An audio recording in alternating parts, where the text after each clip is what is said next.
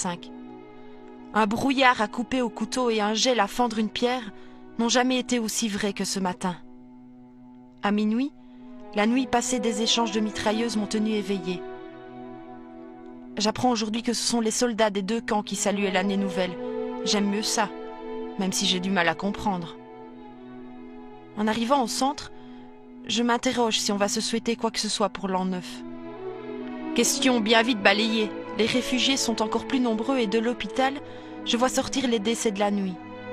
Le cœur n'est vraiment pas aux échanges de bons vœux. Sur la Grand Place, les corps de soldats gelés sont transportés par des prisonniers allemands. Première fois que je les vois de si près. La fatigue et probablement d'autres raisons font que les soldats américains commettent des bévues et des erreurs qui parfois coûtent très cher.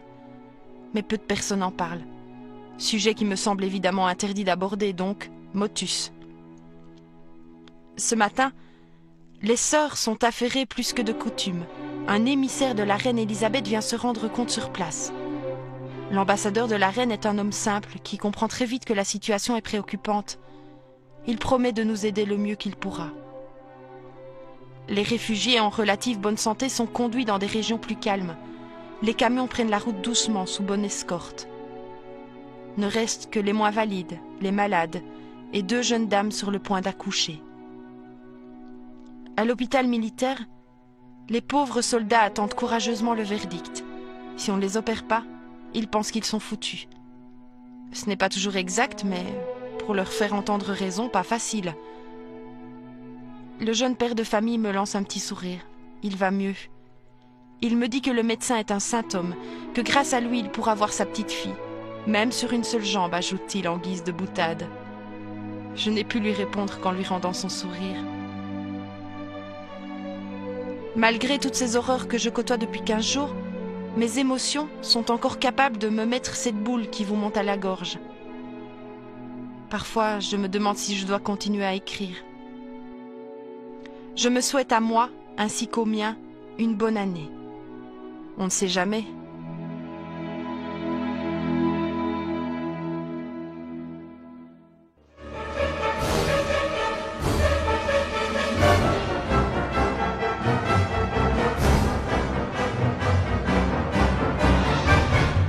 L'année 1945 s'ouvre dans la terreur. La bataille des Ardennes, débutée une quinzaine de jours plus tôt, bat toujours son plein. D'aucuns espèrent que cette nouvelle année verra se terminer cette guerre, aussi terrible qu'inutile. Ce 1er janvier, la Luftwaffe lance sa dernière grande offensive contre les bases aériennes alliées. Quelques 1035 avions détruisent près de 600 appareils alliés. 270 avions allemands sont abattus. Au nord de la province de Luxembourg, le 30e corps britannique est déployé entre Bure et Othon. À La Roche, le jour de l'an est à nouveau à marquer d'une pierre rouge.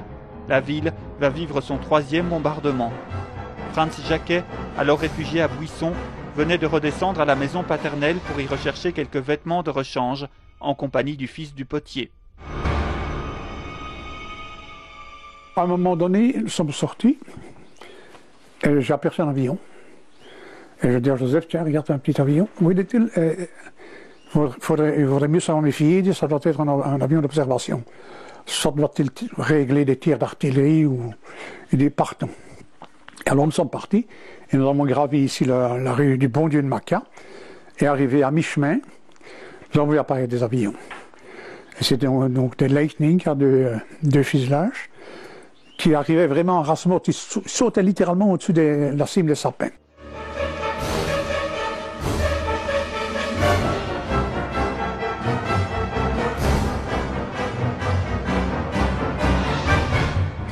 Ils sont passés une fois au-dessus de la roche en mitraillant, et puis alors ils ont vite fait un tour, et sont revenus. Alors ils ont commencé à bombarder, mais alors dans l'axe ouest-est.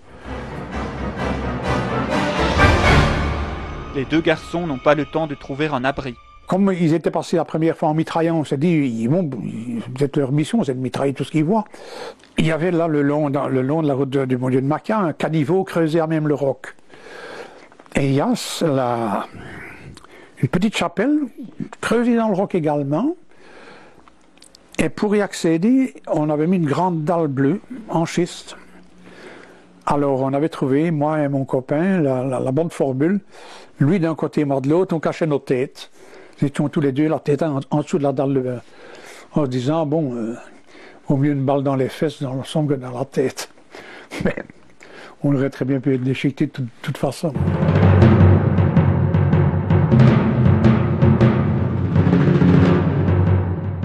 Ron Spencer, navigateur dans la 8e Air Force, vient de bombarder un pont à Coblence lorsqu'au retour, son avion survole la zone des combats.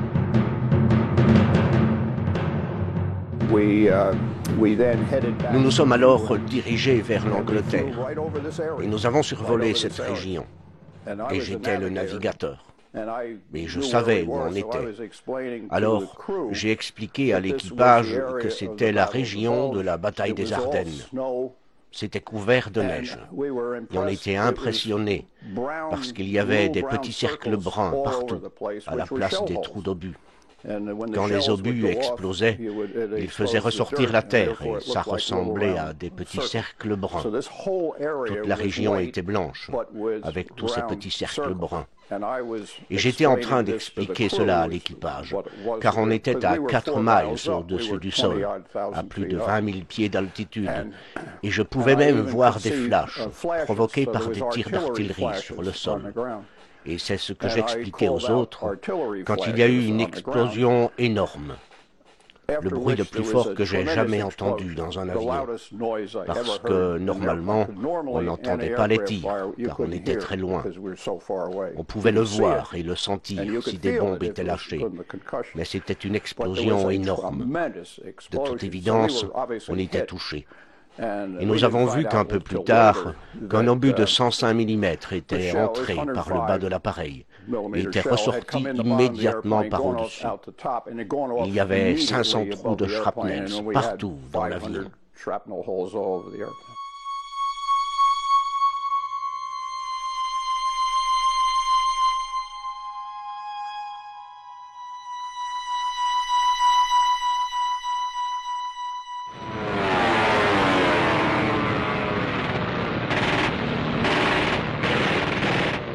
Ce 1er janvier, le village de Chenogne est le théâtre de violents combats. Les Américains tentent de prendre le village, alors aux mains des Allemands. Ça a commencé très tôt. On entendait donc des tirs dans la cour, des bruits d'obus, les avions qui étaient aussi au-dessus du village, et alors des cris.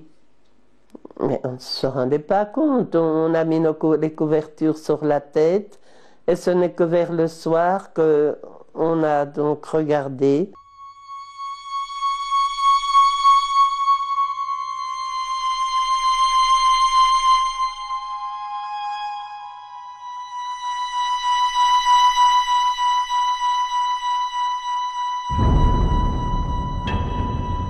Et il faisait tout bleu, vraiment tout bleu dans l'écurie. Et nous avions un bidon à côté de nous. Le bidon était transpercé, il était sur une chaise. Donc, ça a tiré dans l'écurie. Nous avons entendu des cris, mais c'était probablement des corps à corps. Parce que quand nous avons pu sortir, nous avons vu donc un Allemand et un Américain donc, qui s'étaient battus au corps à corps.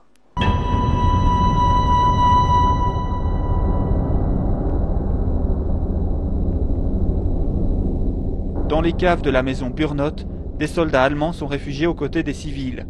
Pour inciter les Allemands à se rendre, un tank américain boute le feu à l'habitation. Et alors, les Allemands ont finalement accepté de se rendre. Et les Allemands, on a poussé un Allemand dehors, c'était une dame de Bastogne qui s'appelait Madame Rose, qui parlait allemand, qui a poussé le premier soldat dehors avec un linge blanc pour qu'il se rende. Il faut aller voir la sortie pour comprendre que c'est une sortie extérieure de cave. Donc, on quitte la cave, on a des escaliers en pierre et on est à la lumière. Et nous avons vu alors un spectacle. Un spectacle. 3 jours et 3 nuits dans le noir, mais tout d'un coup, le blanc et la lumière. Il faisait très beau et tout blanc.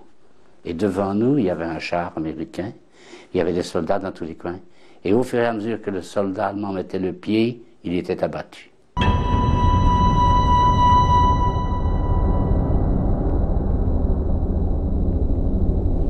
Et nous avons eu comme ça une dizaine de cadavres que nous avons dû enjamber pour aller nous faire quoi? Aller où?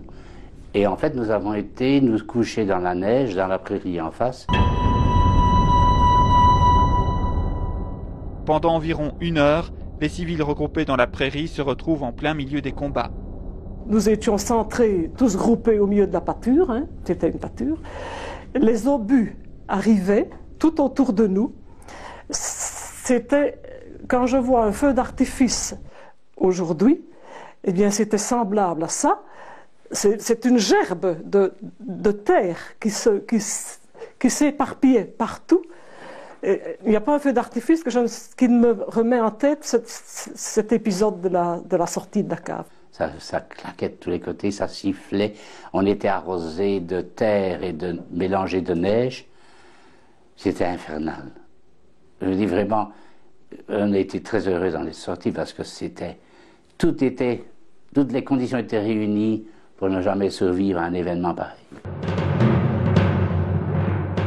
Échaudés par le massacre de prisonniers américains par les troupes allemandes à Bonnier quelques jours plus tôt, les soldats américains ne se contentent pas du massacre des Allemands à la sortie de la cave Burnotte. Le père d'André Burnotte, alors bourgmestre de la commune de Cibray, a pu en témoigner.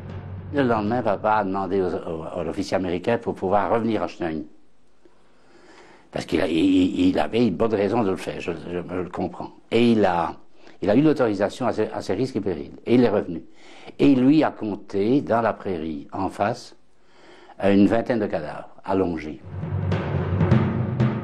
Les corps sont ceux de soldats allemands. Un autre témoin est Zéphir Moncousin, un habitant de Chenogne, interpellé par les soldats américains peu après l'évacuation de la cave Burnotte. Ils ont aligné, il avait aligné Zéphir avec. Et puis alors, à un moment donné, il dit, qu'est-ce qu'ils vont faire avec moi? Il y a un étranger qui était dedans, là. Et il ne le connaissait pas. Alors, à un moment donné, il a essayé de prendre sa carte d'identité, il leur a lancé comme ça. Et alors, ils ont regardé la carte d'identité, puis alors, il dit, qu'est-ce que vous faites ici? Filez! Alors, il est parti sur Cibray. Zéphir, mon cousin, dit, je suis parti et j'ai entendu la décharge de mitrailleuse qui fusillait les Allemands. Puis alors vous avez un autre témoignage qui pour moi est malheureusement le plus terrible, c'est celui qui est décrit par le soldat américain John Falk, qui lui le reconnaît. Et il dans son petit livre, que je ne sais pas si vous connaissez, il dit d'abord qu'il a vu les soldats allemands alignés à gauche et à droite de la route qui monte vers Cibray avec des mitrailleuses qui étaient en position de tir. Il montait. Et puis, plus tard, il dit, je suis redescendu dans le village et j'ai vu les cadavres alignés. Et il dit lui-même, nous étions en train de faire ce que nous reprochions aux Allemands et aux Japonais.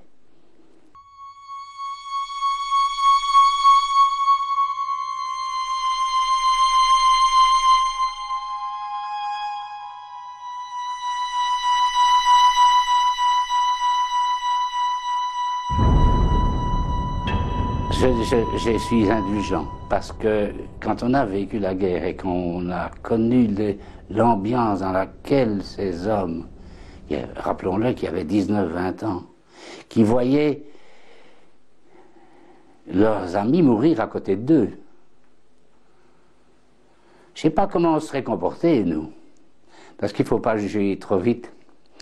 C'est un fait, mais il ne faut pas juger, parce que les circonstances d'une guerre, une guerre c'est une guerre, et une guerre elle est atroce. Et les conditions dans lesquelles les hommes doivent se défendre leur vie, ben ça fait parfois des dérapages. Bastogne, le 2 janvier 1945. La neige qui est tombée cette nuit a recouvert les gravats, poutres et autres embûches qui nous empêchent de progresser normalement. Les camions et jeeps patinent. La meilleure solution reste encore de marcher le long des murs branlants des maisons en ruine. Le centre est un véritable marché aux poissons. Ça crie, ça hurle. Quelques-uns en viennent même aux mains. Le désarroi vous met dans des états insoupçonnables. Dehors, les premiers camions attendent. Ils doivent emmener tous les pensionnaires du centre, les derniers élèves de l'école et leurs maîtresses qui sont restées près de nous, à nous rendre de fameux services. En route pour Arlon. Un couple âgé refuse de partir. Ils veulent retourner à Chenogne où toute leur famille a été décimée. C'est par la persuasion et par une main de fer dans un gant de velours que les pauvres vieux sont embarqués. Les températures négatives et les camions non bâchés, rien n'est fait pour que ce soit un voyage d'agrément. Des flots de soldats blessés proviennent des combats du côté de Bizory. Je crois que je verrai toute ma vie ce jeune soldat couché, qui regarde fixement, comme hypnotisé, le moignon au bout de son bras droit.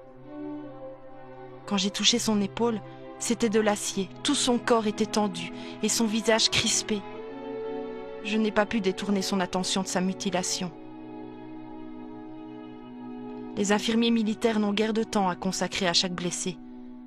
Parfois, ils sont morts depuis plusieurs heures quand on se rend compte de leur décès. Ils courent, emmènent l'un ou l'autre sur une civière, lavent les plaies et donnent à boire quand ils ont un peu de temps. Les conditions de travail sont à la limite du supportable. Un sous-officier me propose de me raccompagner, car dehors, il fait nuit. Il me dépose devant chez moi, sans avoir dit un mot, trop préoccupé par l'évitement des débris sur la route enneigée. Au loin, un canon tire à intervalles réguliers sur la ville. J'ai refusé de partir pour Arlon avec les réfugiés. Ainsi soit-il.